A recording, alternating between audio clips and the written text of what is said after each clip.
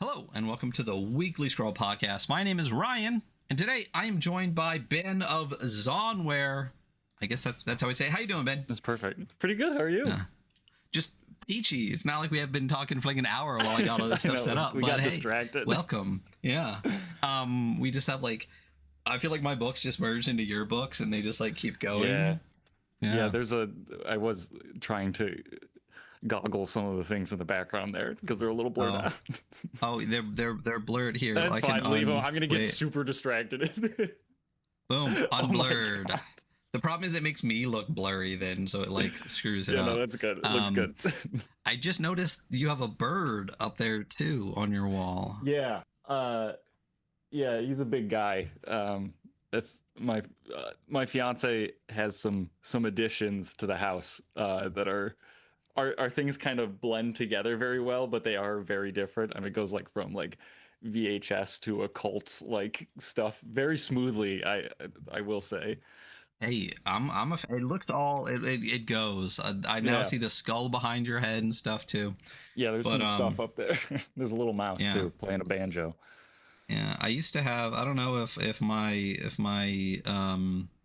my skull is still up there. Let me do a little tilt. Is my skull? Oh, I moved it because it's all just cassette tapes now and a dragon. Okay, but there used to be we have the same thing going. There you go. There used to be a skull right here, and then there's like a taxidermied mouse holding a D20, but that also got moved. I have the taxidermy mouse holding a little banjo. No shot. Yeah. There's some. He lost his hat, but anyway, yeah, I think all that fits together. Games, I think weird, it works. Occult stuff. I think we're good with it. Yeah. So Ben, welcome. Hi. I have been a fan of yours for a very long time, and we finally started talking, and you're cool. So who the heck are you? Who is Zonware? What is Zonware? So Zonware originally was the corporate name for my mega corporation in my first game, Dead Halt, which was launched on Zine Quest 1. And I just ended up going by the name as the company. Yeah. Ooh, yeah. Old cover too. The old letterpress. Which what's the best about this? Because I have two versions of these. And why I have two versions. Do you remember what you did to this version? Nope. So I got another one after we did the review. And then you doodled, and I don't know if you knew it was me or not. But when I bought another one, for those in podcast land, there's a doodle inside. It says now with hyperlinks, because as we do here on the show, we complain that there weren't hyperlinks in Dead Halt. So when I ordered another one, I got the one of my favorite things in my collection is the now with hyperlinks doodle inside. That makes me so excited. Yeah, a lot of people have insane doodles in that. Oh wow, you are another person with a lot of someone who has run, I think, the game more than anyone in my Discord. Or in general, they definitely have run the most Dead Halt, unless there's someone out there that's been playing for more than like 3 years. They have a ton of copies of Dead Halt, and at this point, I'm good friends with them, and so I have to write different things in all of them, or else they're just like the same copy. And they've gotten incredibly absurd, and like one of them just says like "F you," like stuff. Like they were like, "Yeah, please write that in it." I was like, "But then if people are gonna see it, they're gonna." So we're at a con, and they're running Dead Halt, and I'm playing in their game. And they pass out copies, and someone opens it. And they're like, "Oh," it just says like "F you" from Zonware. I was like, "Oh, that's no." awesome. So yeah, I try to put little doodles in as many as I can because I have fun with that.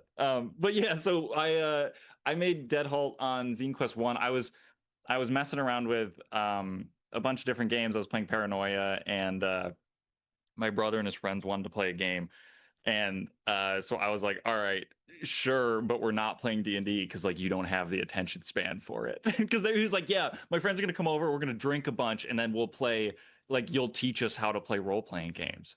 And I was like, no, I can't do that, but I will run something. And so I started running. I've never read the rules for Paranoia, but I started running. I had played in someone else's game that probably also hadn't read the rules for Paranoia, and so I started running just like a slapstick version of it. And then when Zine Quest came around, I was like, hey, I could like write this down and like make it something fun, which is why a lot of it feels Dead Halt feels inspired by that. And so then I launched for Zine Quest 1. It did great, and then I just kind of got into zines and enjoying the. I like how simplistic zines are while still being like. I mean, they're so small to have like such an insane amount of like game potential in them, and I really like that. It feels good. So yeah, no, I mean, I have a couple of them here. I see that. A little fan of zines here on the show. Just had Zenuary is what we called it, because now there's too many fucking denominations. You got Zenetopia, you got Zine Quest, you got Zemo or Zine Month, you got, I'm sure another one will pop up in like the next time a crowdfunding source gets big enough. But so Zenuary is just February from now on for us, and that's as much as we're gonna get. But you previously because you just had one in Zenuary, Grumhalll. But prior to that, you had another Kickstarter too. That was after the first one. Yeah, so I've done 4 Kickstarters at this point. There was Zine Quest 1, I did Dead Halt. Zine Quest 2, I did Happy New Year 1999, which is a. I should have my own games here. So yeah, I do. Okay, good. Yeah, so I did that one, which is it's just like a zine full of adventure stuff. So there's 4 adventures in it. There's and they're like kind of linked together, so it's kind of like its own, campaign book. And that's leading up to Y2K and the Millennium Bug, so it's like screwing everything up. And then there's a bunch of classes and stuff, because I always liked like Star Wars the Star Wars, I don't know who made it, Fantasy Flight, this Fantasy Flight Star Wars, they would do a thing where like to sell more books, they would put adventures in a book and then also like 2 new classes and then a bunch of weapons.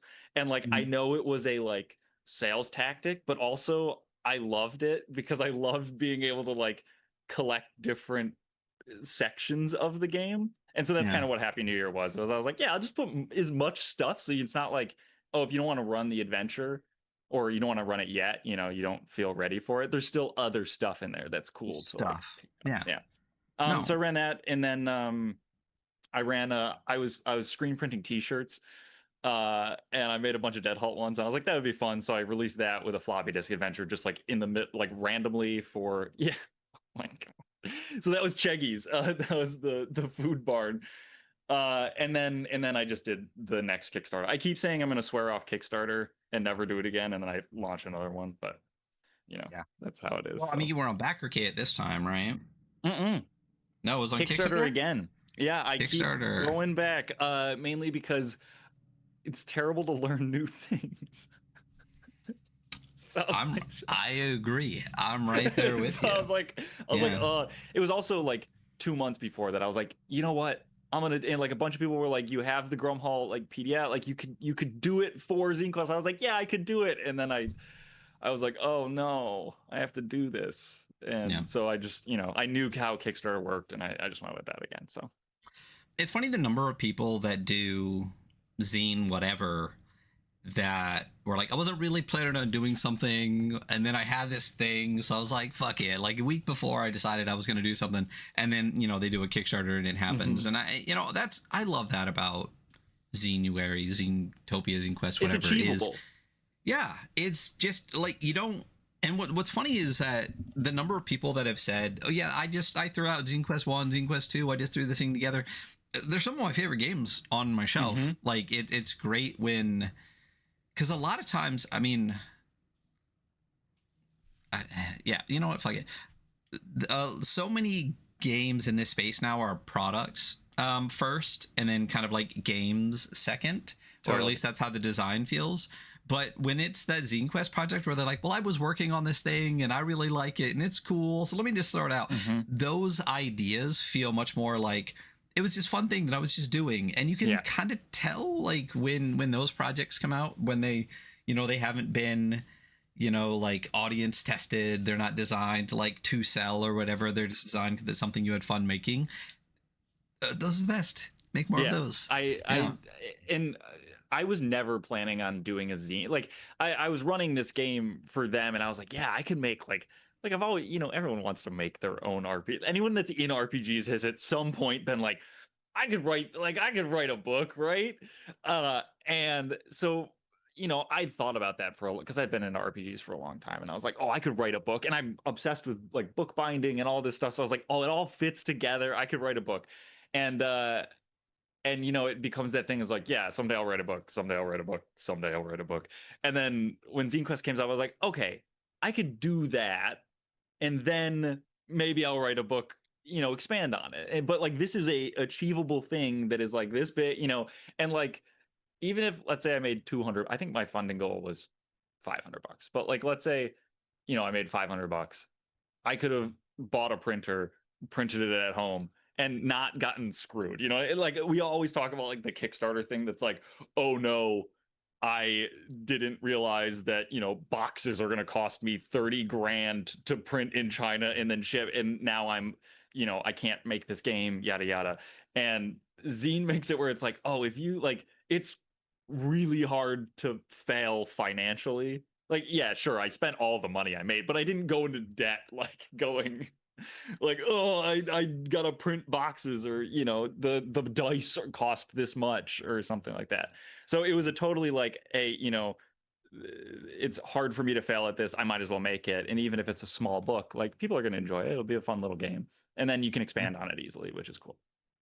So I really enjoyed and after that, because I was like, oh, I'll make a book after this, right? I'll make the big hard, I love like this size of book. Like, this is like my favorite thing ever.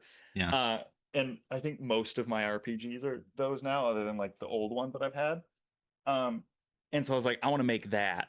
And then I was like, okay, I'll just make little content continuously. And then kind of eventually I'm just gonna have it, you know, and you know, then I can edit it to a book. But I just kind of fell in love with the, like, you know, it's also easier to like pitch people on it, to be like, hey, the game's $12 or like $15, you know, you could play it and see if you like it for that, you know, price. Whereas you know, like a $70 hardback is both hard for me to make and hard for me to go like, you need this game. Yeah, right. No, I mean, and that's, I mean, it still goes back to, you know, making a game versus making a product, you know? Yeah. I mean, that's why it's hard for me to call the indie space anymore. I mean, anyone that listens to us regularly knows I hardly say it, because I call it the small market space now.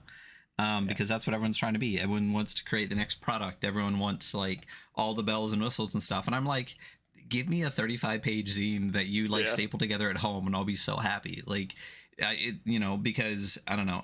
Again, it's design intent, you know, and it comes down to like, if you design a game that you really like, that you're excited to play, and then you're like, well, I guess I might as well print it. That's peak. But if you're like, I must design a game for this system because this system is selling right now, it's like, come on.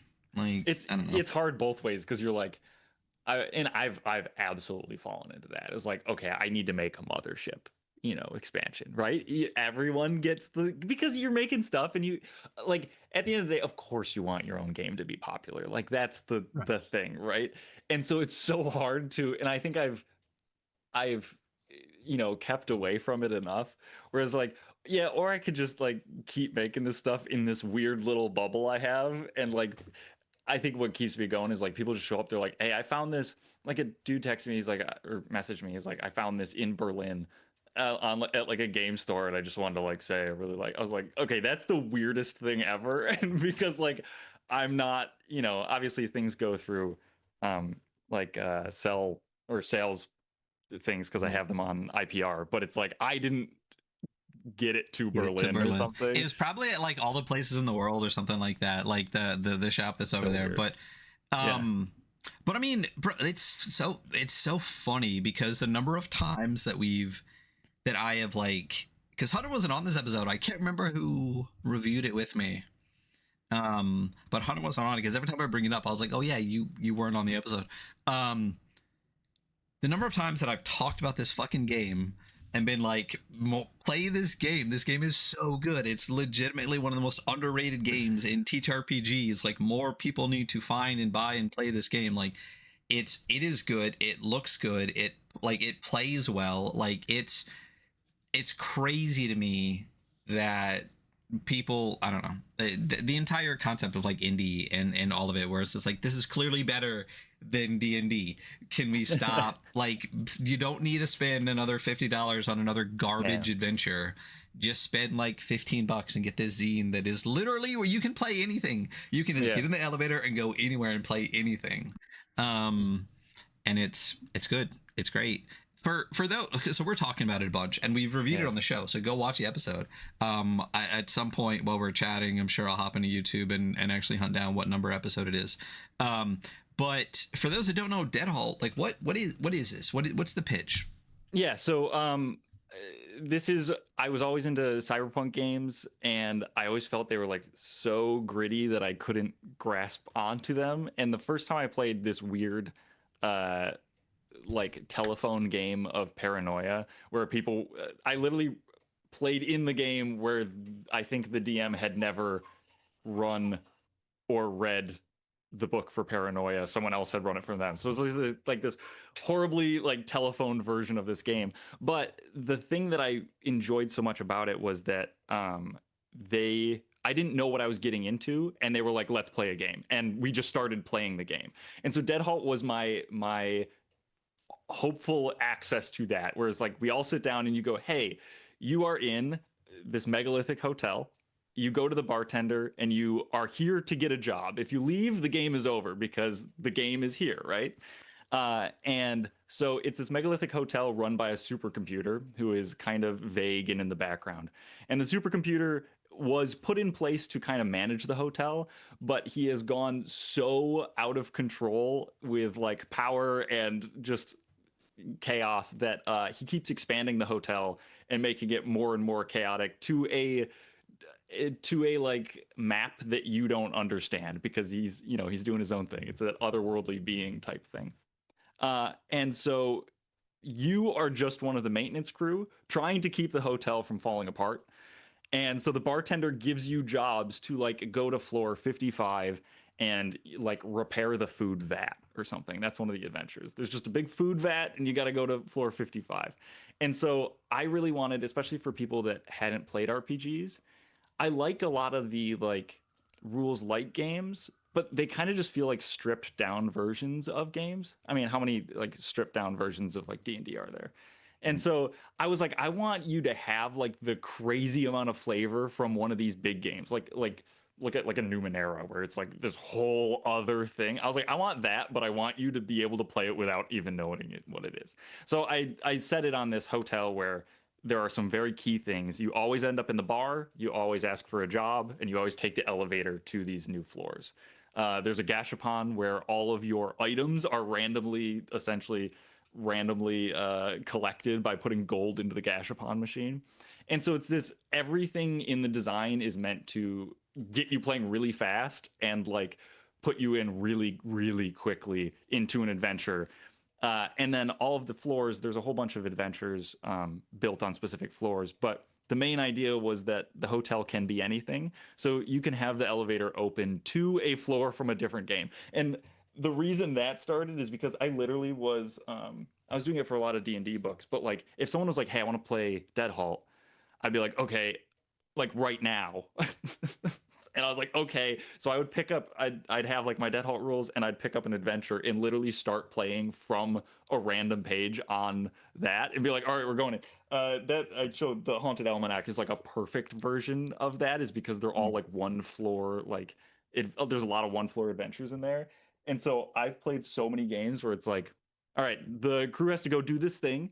You know, if you take Tomb of Horror as an example, it's like, okay, you have to go get this item, and then they appear in Tomb of Horrors after the elevator lands on that floor.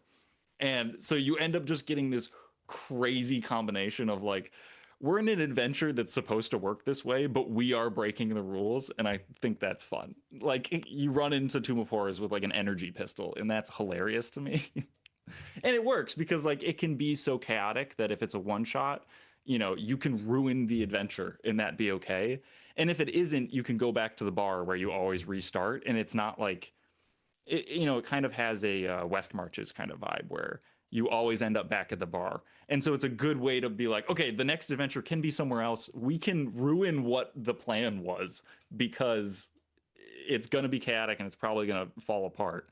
And the fact that we get to go back and get a new job lets us change that. So that's kind of the whole vibe. Yeah. I mean, that's my whole point is like mechanically, it's great. Love it. Also, I did go on YouTube. It's episode 78. We are now episode 312, just so you know how long ago it was. And that was back in the time when we used to do like 2+ hour episodes. So if you want to dig through Dead Halt for 2.5 hours, it's a long review. Go watch episode 78. Yeah, we used to literally go page by page and like dig apart everything. I miss those days sometimes. But it's so great. And again, like it looks good, it plays great, but that's kind of like I don't know, if I had to sell somebody on it, it's literally you can play anything anytime, like whatever, like anything that you're wanting to play. If you're like, oh, I've been thinking about Cyberpunk, or I've been thinking about like the old world, like whatever, like just you hit a fucking elevator button. And like you said, the kind of anachronism of running into a fucking dungeon full of goblins with like a slicer pistol or something like is perfect because you're breaking it in all like the funniest, best ways. And the fact that like it doesn't really matter because again, like just get back on the elevator and leave if you break it so bad you can't fix it. I don't know. It's great. It's a great game. Play the game. And there's we've already talked about there's so much stuff for it because you got New Year's. You got, I mean, if you get a floppy disk, you got all a floppy disk drive. You get all of this. I regret the floppy disk mainly because I locked them onto the floppy disks, and they're some of my favorite adventures. And so people are like, "Where do I get this?" I'm like, "I'll send you the floppy disk." It's so funny because these are never going to be anywhere but on these, right? Yeah, there's I think, do you have VAT? That one? I have all of them. Okay, there's like two or three that I put on floppy disks that were also online and have come out. So, but Cheggy's, Fortra, and Fortra Forgotten will always be on the floppy disks, and I have not given them anywhere else. And I said I wouldn't, and I haven't yet. It's been years. So, if people have asked me, they've been like, okay, like, can you send me that adventure? I'm like, I will absolutely send you a floppy disk for it, 100%. Yeah. And they're like, no, but I don't have a floppy disk reader. I'm like, I know. It's kind of part of it. $20 on Amazon, baby. Like, plug it into your computer. It works. I also understand that, like, that's asking people to buy things, and I'm not always super, like, you know, not everyone has a ton of money. So, but I've always been, and I will say this here if people watch it, is like, you can ask other people for the adventures, and that's part of the community building thing, and I'm totally okay with that. What you do to ask each other, obviously I made them very hard to get, and that's so that you either have to, you know, like go to a library. They have floppy disk like drives at like all of my libraries, and I think that's a fun little adventure that I've put you on to try and get them off of the disk. Or you can ask other people, and that's also a good connection. I mean, on top of it too, I mean, directly over your left shoulder, you have like a stack of VHSs, right? Like we've already talked about, I got a stack of cassette tapes. Like physical media is so important, and I love, like, there's a bunch of people kind of in this space that are like, no, there's no PDF, like buy the book out and made 100. And I'm like, nope, I have one, or fuck me forever. I guess it's on my list. And I have a list of ones that I will hunt down forever. I don't need to hunt these down because I got them. But there's people in the scene right now, like, I don't know if you know Tanner Simpson, who did like Wanted Reward, but he's got a game coming out that's on a zip disk, which is not a floppy disk, and like drives for that are like insane. So I have a zip disk drive downstairs. I don't have any zip disks, so I am gonna have to look that up. I have what's his name? The Miru guy put I have a mini disc. Yeah. For it's, I can see it, but he did mini disc, and I think there's like, it was never an intention to like not paywall. What's the, like block thing? Yeah, I have that over there somewhere, which is so cool. Also, don't have a mini. I have a lot of weird old tech, but there is a lot of it. I have laser disc. I have all those things, but I don't have a mini disc player, and I'm not buying it. Well, I probably will buy one just for that at some point. But I think the cool thing, it kind of, how do I put this? It's like a game within a game to me, of this, like, you have to kind of do some work to find this. And I've had tons of people be like, oh my god, I got the floppy disk, I've had it either for years, or some people like buy it just straight from me, or I've sent tons of floppy disks out, and they've been like, oh, I had to go to my local library, or like I went in my parents' attic and like dug up their old computer and got and that's so cool to me. Like, I think that's the coolest thing ever. And it, like, the fact that I was able to make it a little adventure, and then people that have read it have been like, it felt better. Like, if you had just sent it to me, I would have been like, neat, that's cool. But like, the fact that it, like, they feel special that they have been able to like or open this treasure chest is fun to me. That is how we all used to feel. I don't know how old you are. I'm sure I'm older, but that was what life used to be like. Yeah. Everything felt special because everything took a little bit of work. Now everything is so fucking easy, and our attention spans are this fucking big. Like, that's one reason I love, like, I become obsessed with cassette tapes, because just the process of like taking it off the shelf, cracking the thing open. Like, I have the coolest looking like cassette tape player ever that lets you see the tape, and then like 20 minutes in, you got to flip it to the other side. Yep. Like, now I just use it as a timer. I wake up in the morning, I pick a tape, I put it in, and I drink my coffee, and I tell myself, am I doing A side, B side, or both before I get up and work? And then when it's done and it clicks, it's off, and I just take it out and go start working. Versus, like Spotify 3-hour playlist where like it'll just drone forever. Like, even streaming services that I still have, because I've counted a bunch, I turn them all to ad supported, because my ADHD, I've actually been able to watch movies knowing that like every 30 minutes I get a break, and it's great. Clever. It's so good. It's hell. And I've got some buddies who do the same thing. They're like, dude, we actually got to sit and like watch a movie because 20 minutes in, I got to go to the bathroom, and I got to go get a drink, and we could focus in. And requiring that little bit of work, like you said, it makes everything feel a little bit more special, makes you feel more connected to it. For sure. It's not just this thing, and physically owning it too, knowing that like you have it. I don't know. It's great. I love that you did it. Don't give it to anybody. Make them do the thing.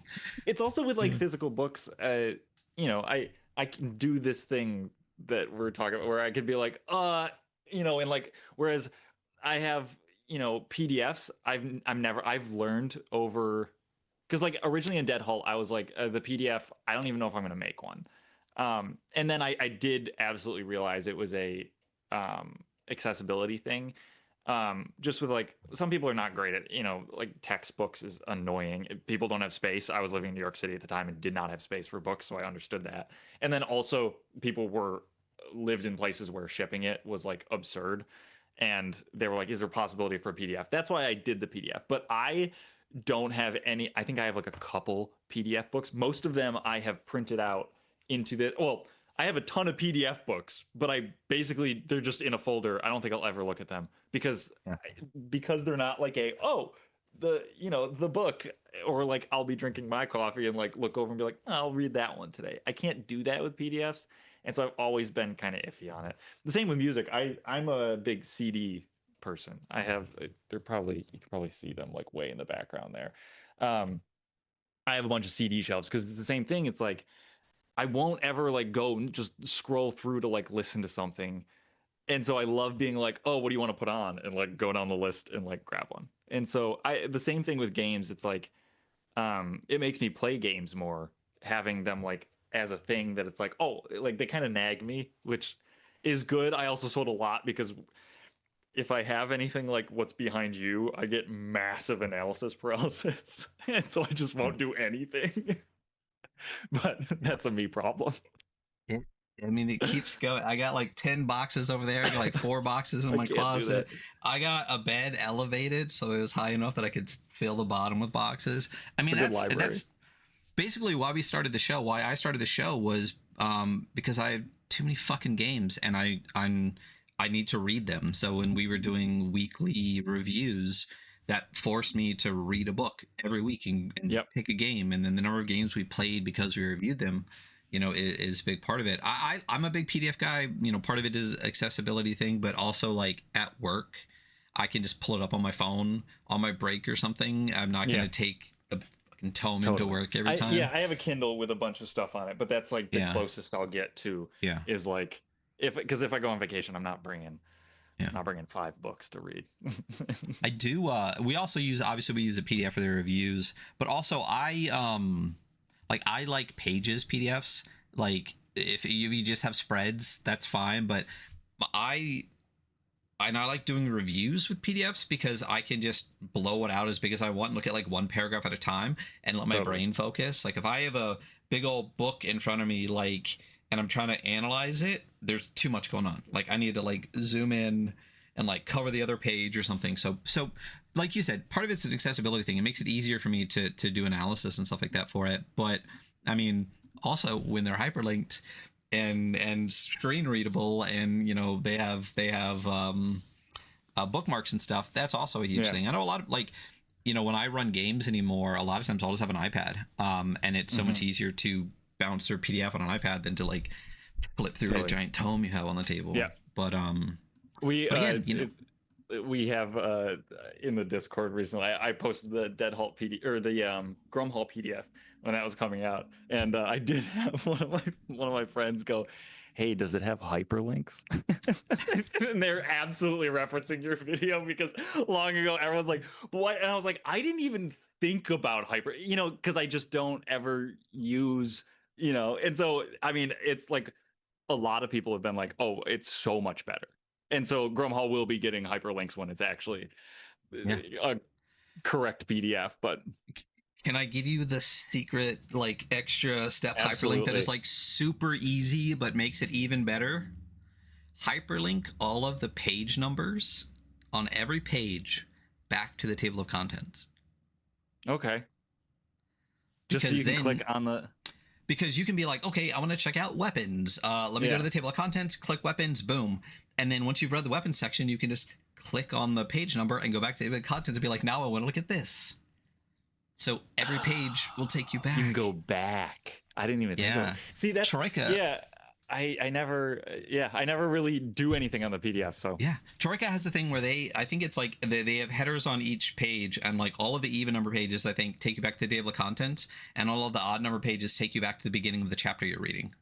So you can constantly do it, and if you use like InDesign or anything like that, you can just make it as like the parent page or whatever. If you just make like whatever you make as your like the page number thing, that all you have to do is hyperlink that one time, and it hyperlinks every page. Okay. Yeah. Super easy. Well, I'll be talking to you when I get closer to this, and we'll make sure. As long as it's hyperlinked. Otherwise, you're gonna have to doodle in another scene and send me another one.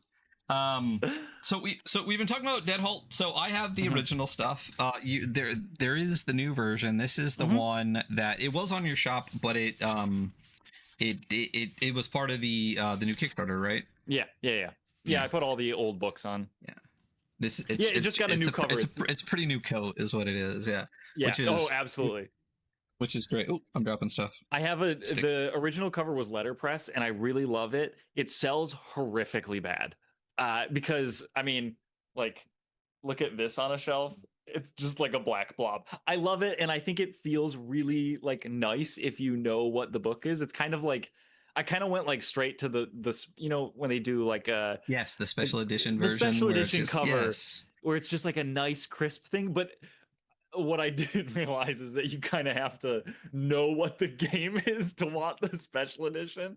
So I put a whole bunch of art because Marlo, my fiance, does a lot of the art for all the games. I've had tons of guest artists, and like Emerson Brown did a whole bunch of the monsters and stuff. But all of the art is really fancy, and people are like, when I open it up, it's great, but I didn't even know like this stuff was in it. So I was like, all right, I have a bunch of the old books still, which the rules have been edited like 10 times. In the final print of it, I was like, let's just give it like a cool dust jacket and like up to date it with kind of like how Grumhalll looks, so that on the shelf, you know, they're kind of shinier. But anyway, yeah. So we did Yeah, I update mean, with a nice little dust jacket. I'm gonna keep it a buck. The first time I saw this, I think I bought it because it looked like this and was like, whatever this is, I need I'm it. glad It I looks so got you cool. then. And then you got me. So I'm looking at my editions. This is first edition, fifth printing. That's first edition, fifth printing. What's this one? First edition, fourth printing. Ooh, 2021. Okay. That's my oldest one. I think is the fourth printing. Crazy. I have like a really poorly. I have like a waterlogged version over here that's probably my original copy because I actually ran it so much. Yeah, yeah. I still have. Wow. I immediate poll was the 300 of 300 original printing that's water damaged. That's so perfect, though. And they have gotten better over the years. The most recent Dead Halt has. I'm not gonna say it's typo free, but it's much better than the first edition. Well, even when I go in my Discord, I've been, it keeps getting, because when I go into my Discord, I'm sorry, my Dropbox, and I look for Dead Halt, I have what do I have? I have 1.2, 1.3, and 1.4 PDFs in here. Okay. So just in there, we got, yeah, it's gotten better. But it's hard to get better though. But so that's Dead Halt. We talked about Dead Halt. This is the new cover. It's great. I like it. It's awesome. It's exactly what the people want. I'm always gonna be like, give me that big old circle guy. You still got the old circle underneath it. I got it. I got plenty of them. But what is this? What is Grumhalll? Okay, this was the newest game. Yeah, so I was it's been a long time since it's been like 6 or 7 years since Dead Halt came out, which made me incredibly sad to. I mean, I guess that's cool, but I went ugh when I looked at that. And so I've like made a whole bunch of different stuff for it and just expanded it a little bit. But I've been wanting to make this much bigger game. We were talking about what's the book that I've always wanted to make. Was this game called Aphelion Space, which is basically just the Dead Halt rules on steroids. If Dead Halt is like the one-shot version of the game, this would be the actual like big game. And so I was like, I'm gonna do that now.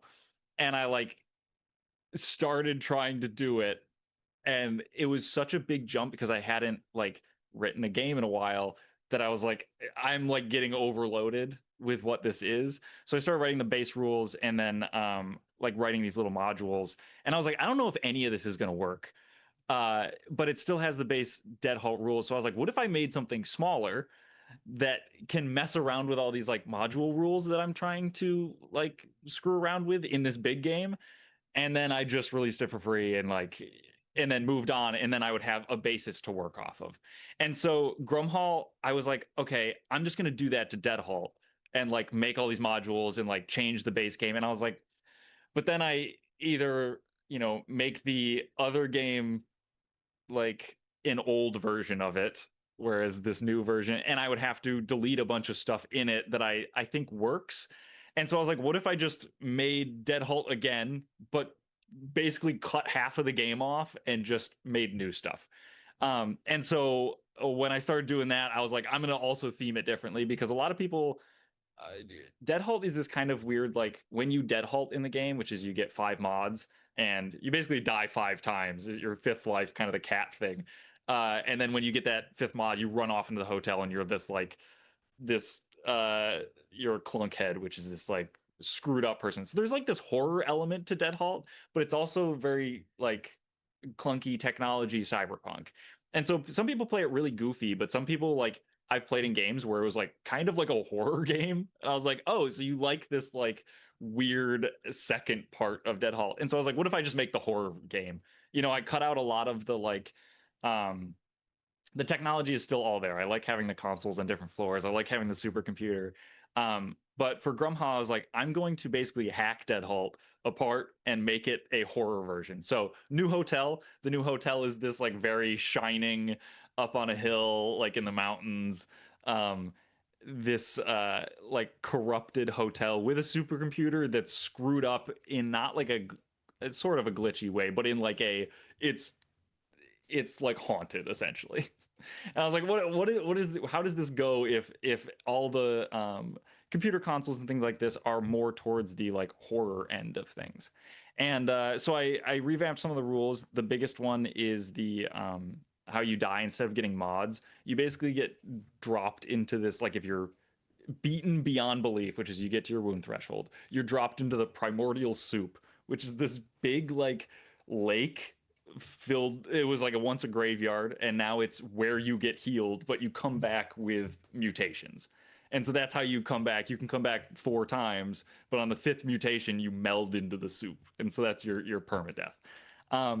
And so I wanted to mess around with these modules that I was playing in the other game. One, which is a Zon cycler, which is essentially your weapons will break and you can put them into the machine to turn them back into gold. It's basically a big recycle machine. And then there was also like I had this idea for downtime, which was like in between games, your characters will do things that you wrote down. And then when you come back to play again, that thing is done.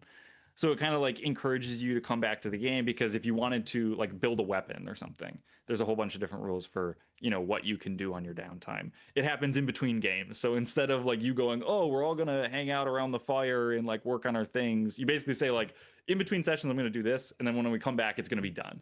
And so these are all things that like I didn't know if they would work.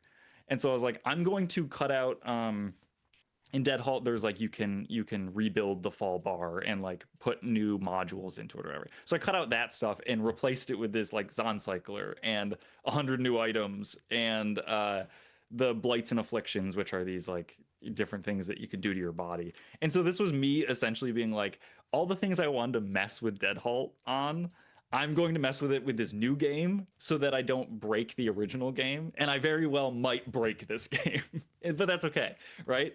And so I released it as a free PDF. There's like, you can rebuild items with junk. You can like change how things work in the game. And I wanted to see if these things worked. And to do it, I was like, I might as well just hack the game, make it something that's different that some other people that really like this horror aspect could play. And then when I get to the next game, I have this good basis of like, did this work or did we play it and it was horrible?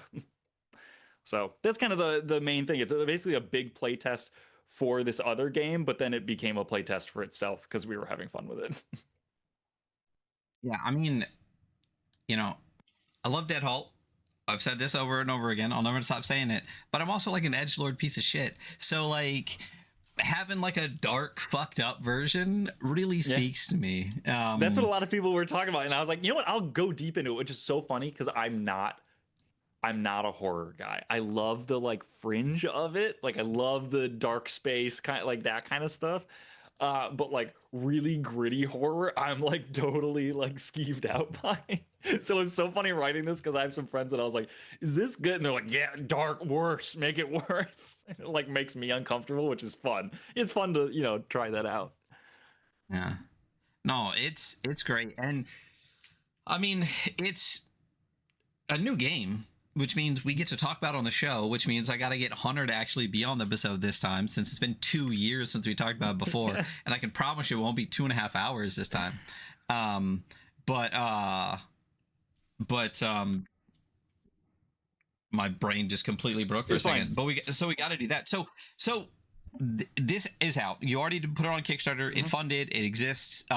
Also, like it's already like on your website. Yeah, so I released it. I released these versions, which are like playtest versions, because I was like, okay, I'm gonna make a whole print run and then do the same thing with Dead Halt, which was like I printed 500 copies or whatever, and then found a whole bunch of typos, and then printed it.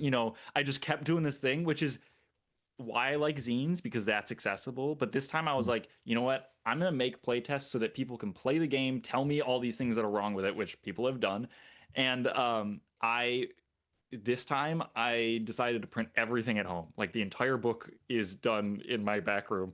I staple them, I do all this stuff. And so everyone's gotten lots of different editions of the game. Oh yeah. because every time people tell me something's like wrong with it, the next time someone orders something and I print, 5 new books or whatever, I, fix the things that were messed up. And it's a lot of small stuff. It'll be like a word is misspelled or like something's hard to read or something like that.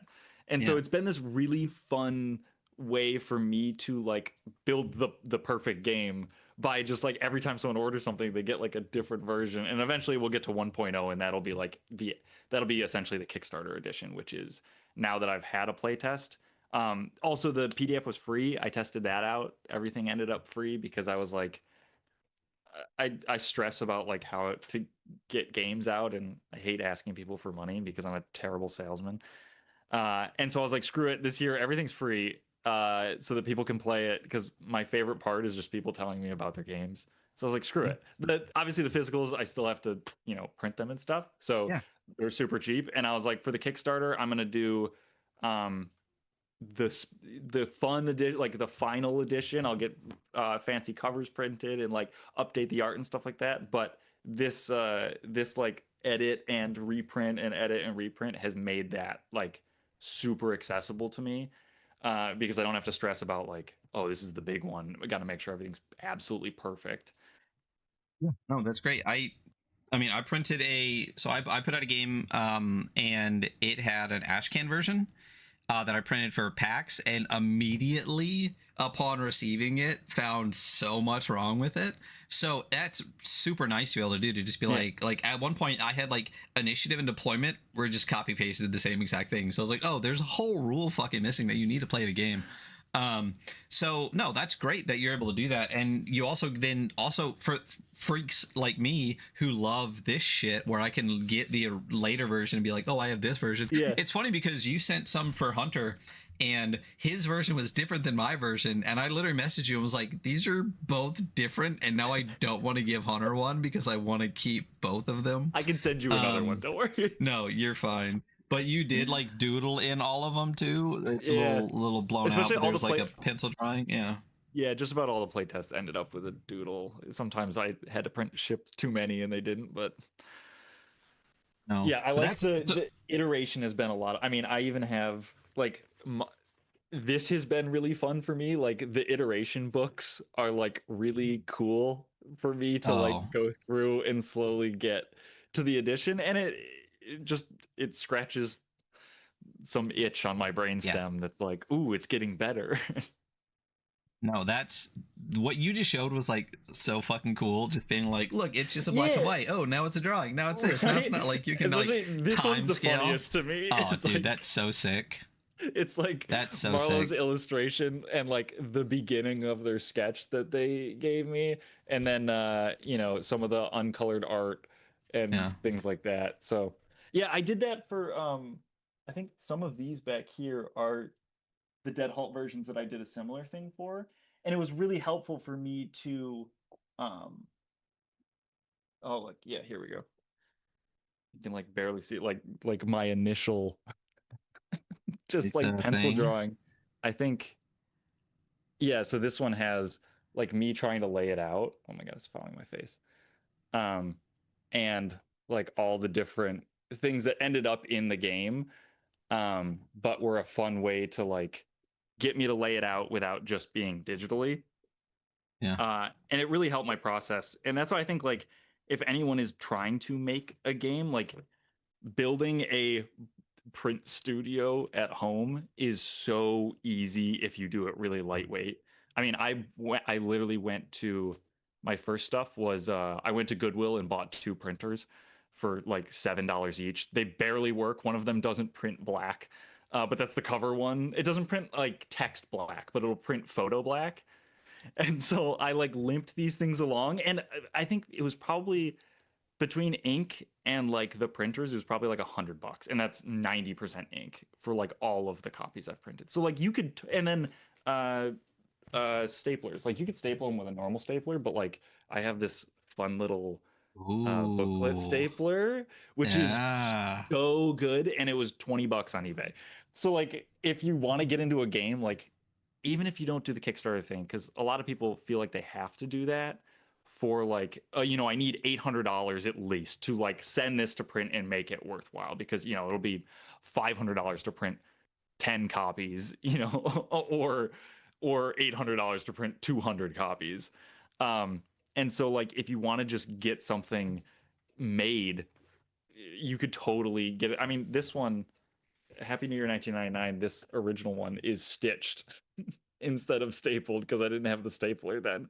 So like, and this is all the edits for the original game. So you could totally get away with it just at home and make some fun things. And here's the thing that I would 100 times out of 100 would rather have something that someone like printed at home on like a $7 printer that they like ran out of Staples for, and then have some like super polished fucking thing. You know what I mean? Like, yeah, totally. This is the indie shit, right? This is the indie shit. Dude, that's Happy 99. And I have some zines that are not RPG zines that are my favorite zines ever, that are just like like this one. This is a girl that I know that it's just like, I mean, this is straight at like Xerox or something, and it is like just normal paper and absolutely gorgeous, and so much stuff is in it that like it's one of my favorite zines on my shelf.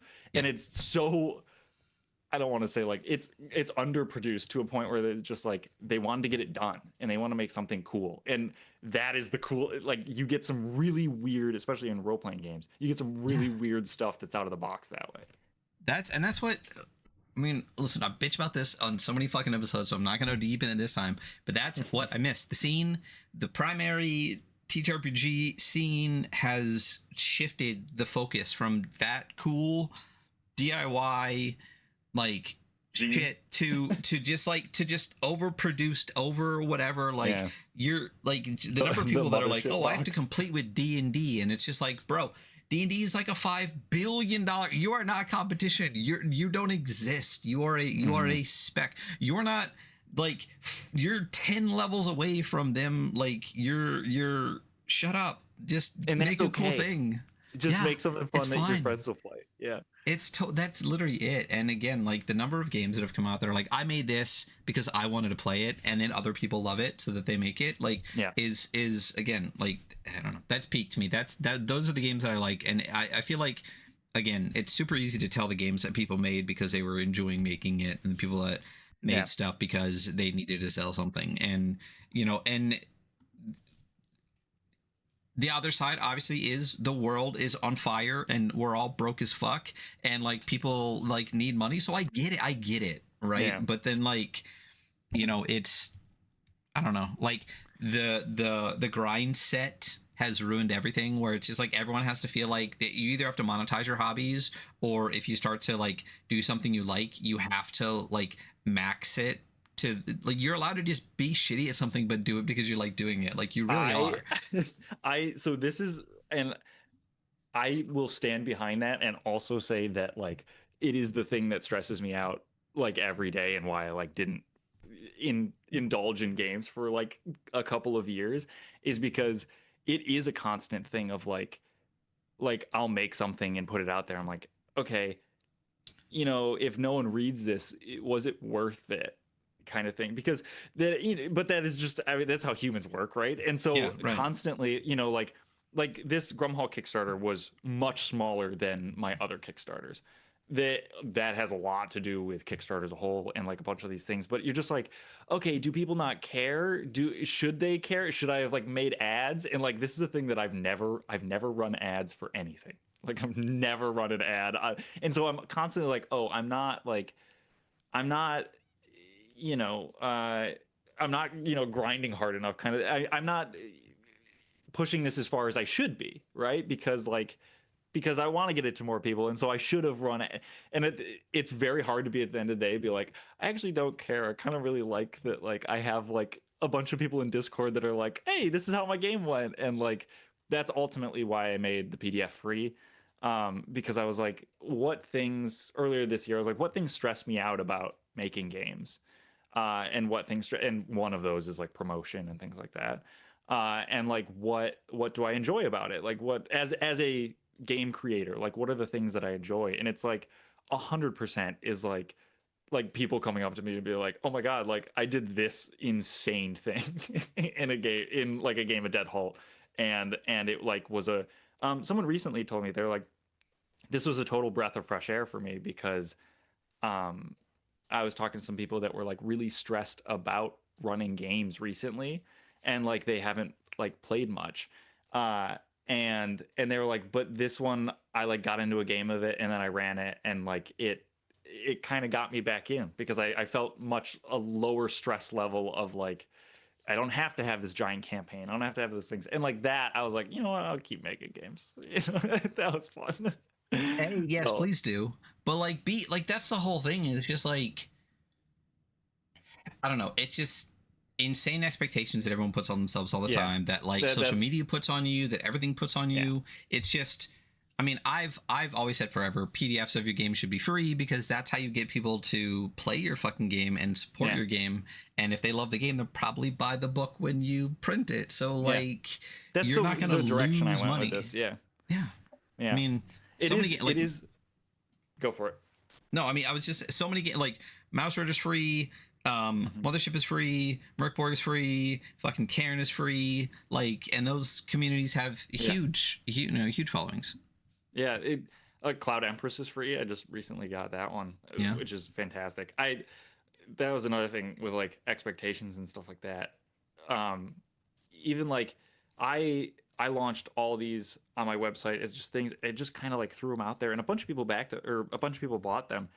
Um I had like the blip, and I definitely felt like, I have to make a Kickstarter, right? Because people could, I want to get it, and I don't know if I'll do it again. And I literally swore off Kickstarter in 2021 after Happy New Year 1999.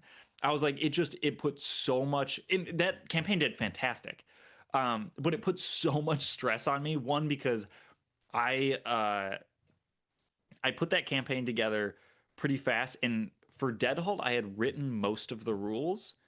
For Happy New Year, I had like written like notes about what I wanted, and then ran a campaign. And then afterwards was like, I have to make this entire thing, and it was so stressful. And I think I was a little over the deadline, but in terms of Kickstarter, it went very well, which was great.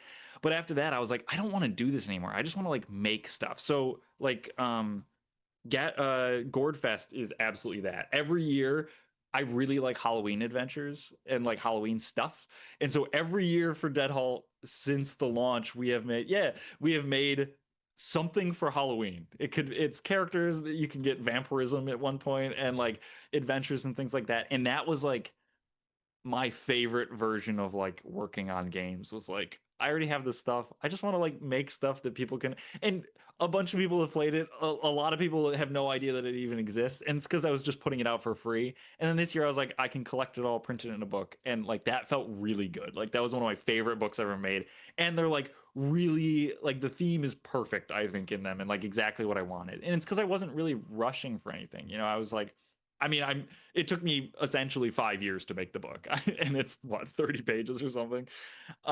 Because I just was, every time I had inspiration to make something Halloween, I made it, and that I think built up to something better than me going, I need to make content and like shove it all together. And I think that's what a lot of Kickstarters can feel like now, is people that feel like, especially Zine Quest, feeling like they have to be in every Zine Quest and until they burn out, and throw something together. And not that any of those are like bad in any way. People did a lot of freaking work for those. But I think, of course, that's why they burn out, is because they're trying to shove together something in 3 months or something like that. So, Yeah. and Kickstarter has changed wildly. Obviously, I don't want to get into the whole everything has changed wildly, but like, I think I was talking to you about it recently. Just like, we definitely were talking on our Discord about how crazy. Oh, they're commenting on my webcam tracking.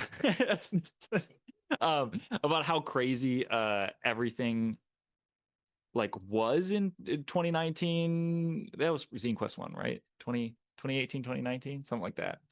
and like the Kickstarter was booming, and then it like kind of like rounded off, and it feels like a lot of the communities have gone to like kind of like bastions of different games. You know, that might be Mhm. like I mean, think of the mothership, like the mothership.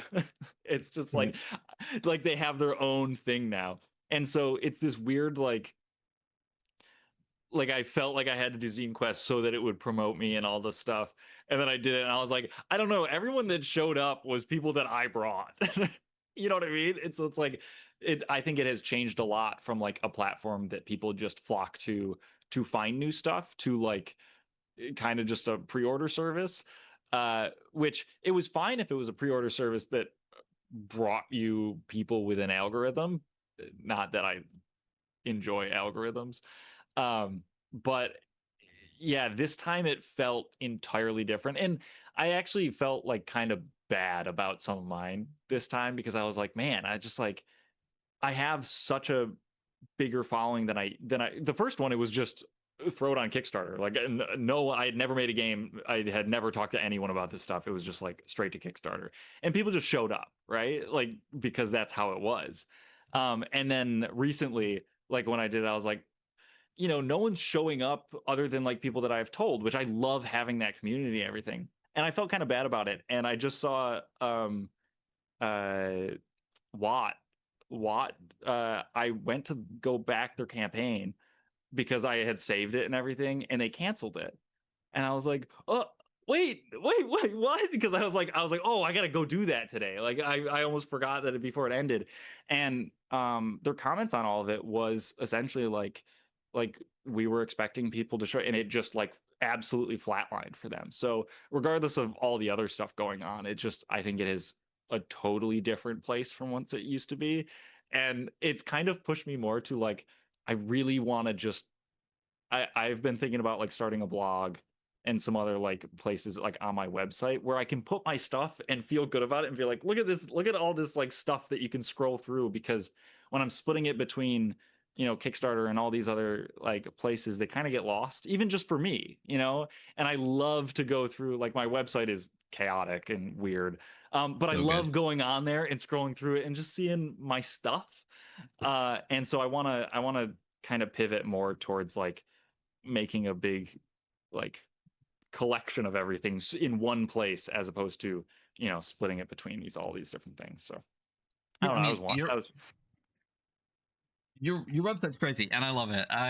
The front page is a little different now, but it feels like fucking like what did we used to have, like back when like Zanga and stuff was a thing? Like it feels like a, you know, like clicking on like the download stuff. First of all, I think we said it in the episode like fucking 2 years ago. The amount of stuff you have on there to play the game too for free with like the ID cards on the generators and stuff yeah. is crazy. Go to zonware.net. A lot of cool stuff. And we But try the and keep website adding stuff like that. dude, and the design is fantastic because it fits everything that you're doing. It's this very like eclectic, like older feeling, Mm-hmm. as in like when social media didn't have algorithms and we all just had our own little like It felt pages and good. shit. Yeah, early 2000s. Yeah, 2000. Yeah, you know, Y2K core is what the kids. It's back in vogue, right? They're trying to bring back I'm okay the with that. worst Bring it parts. back, whatever. Yeah, I know. It's whatever. Like, I just don't want to see any like low rise bell bottom stuff. I'm like, we never looked Yeah, good in those. But anyway, it's great. The website's great, but everything you said is I think what a lot of people in the scene are wrestling with. And you know, one of the things that, you know, I talked to you before about, just for a while feeling really burnt out on ttrpgs because of this everything is a product and everything has to be this thing, and it's just like it doesn't feel like any of you like doing this. Like it doesn't feel like, you know, it just, all it is stress after stress after stress and making a thing and being stressed because you have to make another thing, and it comes through. And if the expectations could just change where it's just like, okay, like if no one reads it but you enjoyed making it, and then you can put it on your website and see it and you get enjoyment from seeing it, then who gives a shit? Like, you know, as humans, I'm sure it's always, well, I want 1 million people to see it. Yeah. You know, you make a thing. If you enjoyed making it while you made it, you got what you got out of it. Everything else is bonus, you know? Yeah. And it's I don't know. I think a lot of mindsets are going to need to change. And I think in this economy, things need to change. And you already said Kickstarter's been going down since 2021, 2022. It took a big plummet. There's literally, you can like watch the arc. Yeah. And specifically for Zine Quest, at least.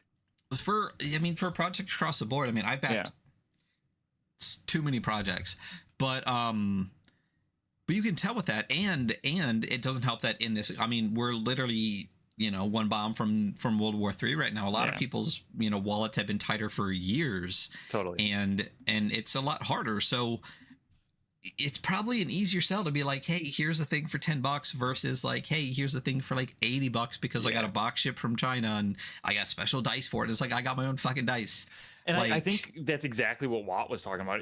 They were like, it's just not feasible because they're going to ship them from China. And I think I was watching your talk with them and talking about like the harmonization number, if it counts as a board game versus a like book, and like how much more expensive it would be if it was a board game. And that's ultimately why I say to myself, like, I want to stay in this lane because I can print this at my house and ship it to you. A lot of these, I even had someone talk about they're in another country and the import cost for them, like when it arrives, whatever it's called for theirs, it was so high. And I was like, I can literally put this in a letter envelope because it's under 3 ounces, put a stamp on it and ship it to you, and it will show up. And they're like, really? I was like, yeah, because it's like, it is essentially a booklet of paper and I can do that. And so staying with that kind of like, and that's why zines were a thing in the first place. Like that was the whole point. And that because it was just stuck with it. I think maybe we're arcing. I've talked a lot about this recently with a lot of other people, is like where I feel like we're at like this weird place where like everyone's like, okay, so where are we going? Because we're at like the end of this thing, right? Yes. and we don't, but no one knows where the next thing is. And so I've just been, throwing ideas at the wall of like, what is the next fun thing that we can all, whether that be like, I don't want it to be a platform, but whether it be a platform or, like a way of creating things like zines and things like that. Like, yeah, what's our outlet for all the chaos? Yeah. Make zines. Go back to making zines. Like it's such a weird thing. The way they teach RPGs became so overproduced. Like this mix of like board games doing super good on Kickstarter mixed with the cool mini or not factor. Yeah, and then it's just like, again, like the most of the people that you are like referencing in what, not you, but people with their level of what they're making, you're not on that level. So you're not competition. That's not what you should be shooting for. It's just crazy. But like with Kickstarter, like I said, like you can drop a board game that makes a freaking $1 million in 2 days or whatever. You can do this, you can do that.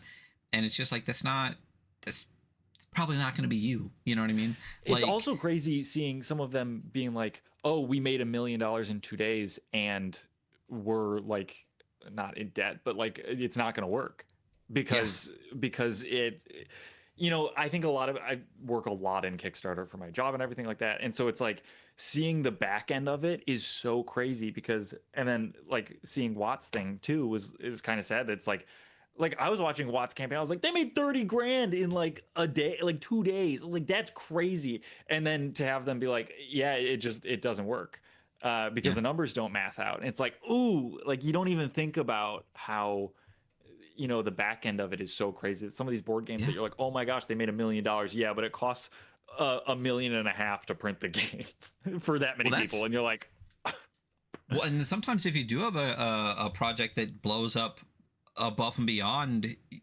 you get to a point where like say you print a zine, right, and then you're expecting to sell 500 of them and you sell 10,000 of them, and your costs were only to ship 500 zines, and now suddenly you're like, well, how do I even fucking pay the you need print? Fulfillment. Like, dude, it's insane. Then you have to start getting fulfillment partners and things like that, which is crazy. Even giant ones like Trench Crusade was a project that blew the fuck up.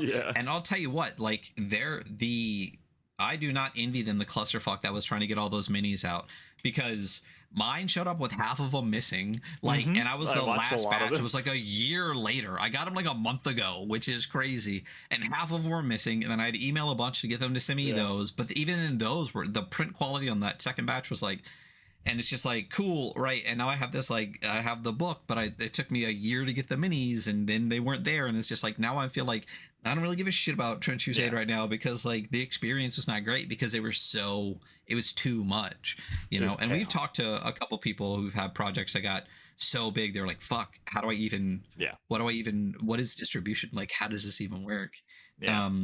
So it's, you know, and it is different. I mean, I will say real quick, someone in chat just recently just mentioned Blade 68. The difference between Blade 68 is that Evil Hat is a company that's a level above. They have all that in place people that we're talking so about. They have international distribution. They are a publisher that has done a lot of huge things. So that, yes, it's going to be big for them, but they are at the level where they can do $1 million Kickstarter and be prepared to, like, Evil Hat is up with like Kobold Press and the rest of these guys that have the capabilities that it won't impact them in that way. But it's crazy. So I mean, people can suffer from the success. People can just be like, the costs ended up being too much because it was too good. Sorry. But it's that growing too fast thing. I mean, that's always been a thing in, you know, any industry, but in this, it's because of Kickstarter essentially. Like, it's, whenever I see, you know, like stuff on Exalted Funeral or stuff, things that go like right to there and then they sell out, like that's not a problem for Exalted Funeral. You know what I mean? Like it won't ruin them that they sold out because they didn't oversell. And like Kickstarter is like built to oversell, which is great. I mean, like stretch goals are literally overselling what your stock is essentially. And so it's this weird, like it's a great kickstart to your business until it ruins you. And I mean, that's what Kickstarter is everyone talking about. And obviously there's tons of bad blood in Kickstarter now at this point, because people are like, is it even worth it? Because they might never show up. And we've shown time and time again that these things may never get made. And it's like, is that worth it? I've always tried to keep things small. Like with my t-shirt campaign, I literally did a make 100. I was like, I'm only making 100 of these. I will make more at some point, but if for whatever reason, you know, I sell, and this would never happen, but if I sold 5,000 t-shirts, like I'm not going to be able to do that anymore. It just, I can't do it. I'm literally hand screen printing these. I can't do that. And so I think there is a lot of things which is why I super encourage people to like literally print their zines at home and like sell them somewhere, sell them on Etsy, sell them on eBay, whatever, things like that. Is because you can add the cap, and people don't, you know, they see the success of Kickstarters and they want of course everyone wants to be successful in some way. They want their game to be big, but then your game is big and like it could ruin your life. And so I think it's fun to have the outlet. And yes, it will always nag you that you don't have $1 million Kickstarter. It's always going to happen. It's just how humans are. But you can also get to make cool stuff and not ruin everything and ruin your love for it. So and I mean, the number of people that like burn out that aren't even in the space anymore, and the vast majority of the time, it's because they did a fucking Kickstarter.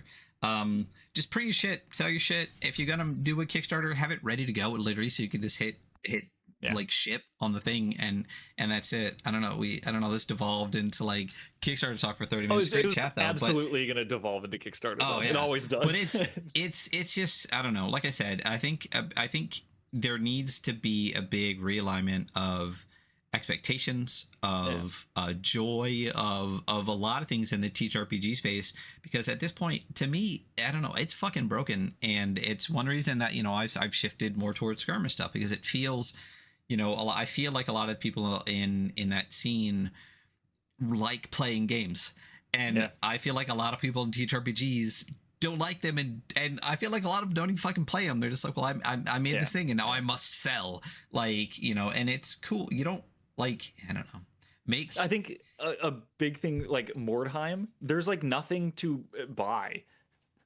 Like the miniatures game, like game. Yeah, it's complete. And I had such a good time like getting into like Mordheim stuff. For people who don't know, it's just an old Warhammer type Warhammer. miniatures Yeah. game from 1999 or something. Yeah. And It it was like completely died, and 6th then people edition got into it fantasy or again. something. Yeah. Yeah, and the weird thing with it is there's not like no one can really sell you anything. The most they can sell you is like Trench Crusade, which is like it, but Yeah. like if you're actually just into Mordheim, like you have to make everything. Yeah. You have to print your zine. Where's my zine? You have to like print your zine copy of it Yeah. and like hand stitch because there's nothing to buy, or build your train or paint your minis. And I think that was like the RPG thing for a while, right? Yeah. It was the like, oh, you need to make more content, then you got to make it. Yeah. And that's Well, cool. I mean, it's also like, here's the problem when you get everything you need in a box, right? You don't need to do anything for it. You have it, right? Yeah, like yeah. we talked about it. Like if you just give me a zine, right? And I need to go print a character sheet, and then I need to go to the store and buy dice. Like every time I need the to put hobby effort, part. that is the fun. That is the hobby part of the thing. And it also, it makes you feel invested in what you're doing, Yeah. right? If you make everything so easy, people don't give a fuck. You know what I mean? Yeah. Like you make it so easy, they don't have to care. But like, if you're like, you need this dice, go to your FLGS and like go buy that dice. If I am going to go buy dice for this game, I'm playing this goddamn game. You know what I mean? Like The summary there's is just make this, everything harder. yeah, make everything harder, because then people It's my new actually, design philosophy. people will invest more. And that's the Yeah. problem, is that like when everything is surface level and everything is a product and it all looks the same and it's all completely polished and there's no work to do and there's nothing, like people don't give a shit. Like Yeah. it's straight up, you know. And you know, it's just, I don't know, right? Like, and like you said, you know, having to like get your own minis and kit bash your own Yeah. thing and build your own terrain, you're playing with that shit, you know. Yeah. So it's just, I don't know. Again, I would rather have a zine than you know, some super polished hardcover with the dice, with all the special stuff, with the character sheet pad, with all the rest of that stuff. And it sounds almost counterintuitive, where it's just like, well, if you need all these things, let me give them to you. And it's just like, no, don't. It's on a floppy disk. It's on a floppy disk. Let me print it out at work. Like, I don't know, make me work for it a little bit. I had fun making the Mordheim. Like I had to do a whole bunch because on Broheim there's a whole bunch of the PDFs, but like they're not the right size and stuff. So I had to like cut this down and like stitch it. And ultimately that's why I wanted the PDFs of Dead Halt to be free. Because I was like, you can print these out, and I really want to make a video on just like different ways to physically make a zine, like how to, you know, it took me a long time to figure out how to make a booklet, you know, just like how to lay it out so it's a booklet so I can print a booklet, you know, so it's not just like a stack of paper, and like how to fold it and cut it right and do these things. And like the ways I started to do those things were like a ruler and an X-Acto knife. And I think having, there's a bunch of resources. I think even like through Alton's Door has like a setup on how he did like his initial zines and things like that. And I think having some videos or stuff on that, especially just like specifically the RPG space, I think would be cool to like physically show like all different ways, like, you know, the staplers you could use, the, you know, how can you, okay, you don't have any of this stuff, here's how to make it with like nothing, like go to the library, do this thing. You don't have a, I think everyone can get to a stapler at some point, but like you can sew them. Like you can even, there's ways to fold them so that they just work as a folded book. And I think that stuff would kind of like pocket mods where you can just like cut those two little things and then you get like a 16-page little thing. Yeah. I think there's a print shop in my town that is not, it has nothing to do with zines, or it has nothing to do with RPGs. But there's a bunch of people there making really weird like letterpressed print products, and some of them are booklets that they like open up and show to me. I'm like, what is this? And they're like, the one kid was talking to me, he's like, oh, it's like a 36 by 36 sheet of paper that I cut at these like intervals, and he like laid out the print and he folds it into a book. There's no binding whatsoever. I was like, that's awesome. Like that's the coolest way to make any book. And so I want to, I've talked about this in my Discord too, is that like I really want to make a forum, like an old school forum, because to get all of these things together somewhere, like yeah, I could put this on Twitter. I'm still, I could put this on Blue Sky or like on a blog or something. Blog's a little bit better, but like for people to search it and find it, like if I put this in my Discord, no one would really be able to find it, right? It's stuck in there, and especially if Discord goes away, then it's gone. And so I've been wanting to make like a old school forum with like posting things so that I can get together RPG stuff like this. That's like, oh, you want to actually print your own book? Here's how you do it, or here's a bunch of different ways, because everyone knows how to like send it to mix them or whatever Mix the them, yeah. places are. Yeah. But that costs money, and I don't. Sometimes you don't want to spend money. Sometimes you just want to print your own book for yourself and be done. I'm trying to think of who it was. I'm blanking on the name. I have a bunch of their stuff, but Merkborg, there was somebody who made a bunch of stuff for Merkborg, but then they started going like, what's the weirdest shit I can do with like print stuff? At one point, they put out an adventure on like a fold-out map. Okay. But like the map had just like a hard front and a hard back, but like when you opened it up, it was like an accordion. It was like this giant thing, and then you just folded it down, and they figured out how to lay it out. So this giant map was the freaking adventure, And I've seen people print like the newspaper stuff. Have you seen the ones where you can print like your wedding thing, but it's like a newspaper or whatever? People are like using that to print games and stuff. Yeah. There's a million things that people can do. A lot of that is scattered everywhere, though, and I think it would be really cool to, do it. I'll find, like Blue Sky posts. I'm like, that is incredible, like what you just did. But no one's gonna, the people who are there will find it. But then, if you're searching like RPG games on Google, which people do still, I still search things on Google. Like, how do I go to zonware.net to find the updated forum for all of the cool stuff from now on? I would like to do that. That's where I want to post stuff. So I'm not really great with I did HTML code the website, which is horrific. I don't have the skills to do a forum, but I could probably get closer. I was building a blog on there recently, and so I think I'm gonna put more stuff into the website to just have resources for people who want to make anything. I think that's accessibility is cool, and let's get back to making indie shit. DIY indie shit. That's what we want. That's what we all want. We don't want all the polished bullshit. Listen, we're not like, you're not selling to 5e players. You're selling to people that actually play ttrpgs. We want cool DIY indie shit. Just make that shit. Yeah. What did someone say? A stolen Sharpie revolution has a lot of good I don't know what that is. Every town has a print shop. My ashcans got printed in freaking Grand Rapids, Michigan, and mailed to me, and I was so happy to get them. So the original Dead Halt covers were printed in Angelica, New York, which is in the middle of nowhere, at a print shop that was like an old railroad station, and it was printed on a 100-year-old press. We printed out we made the like block prints, and then literally like it's ink and on this big weird press, and it was a lot of fun to make, and it was cool, and it it makes you feel good when I think my ultimate design, at the very beginning, I was like, if I can, if you want to talk about like legacy thing, I was like, I want some kid randomly, like after I'm dead, to find a copy of Dead Halt like in a basement in Seattle or something. And, like if that happens, absolute success. Because I find books like that all the time that are like, I found some really weird books that are clearly like, they're so small print run because they were just made because they wanted to make them.